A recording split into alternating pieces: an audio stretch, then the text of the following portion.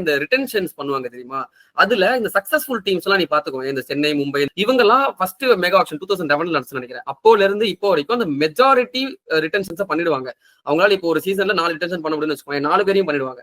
5 பண்ண முடியுமா, 5 பேரையும் பண்ணிடுவாங்க. முடிஞ்ச அளவுக்கு அந்த கோரை ரிட்டைன் பண்ணுவாங்க. Same goes with Kolkata as well. இப்போ ரீசெண்டா ராஜஸ்தான் ராயல்ஸுமே அதை பண்ணிட்டு இருக்காங்க. சரியா, ஆனா நீ பெங்களூர் எடுத்துக்கிட்டா அவங்க ரீட்டைன் பண்ணவே மாட்டாங்க. அவங்க ஸ்டார்டிங்ல இருந்து ரீட்டைன் பண்ண ஒரே ஒரு பிளேயர் விராட் கோலி மட்டும் தான்.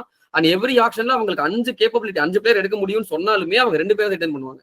மேக்ஸிமம் 3 பேர் பண்ணுவாங்க. இப்ப இந்த வருஷமே பாரு, அவங்க 5 பண்ணலாம். அவங்க பண்ண 3 பிளேயர் தான், 3 தானே பண்ணீங்க. விராத், எஸ் தயாலு, அப்புறம் பட்டிடாரு, 3 பேர் தான் பண்ணிருக்காங்க.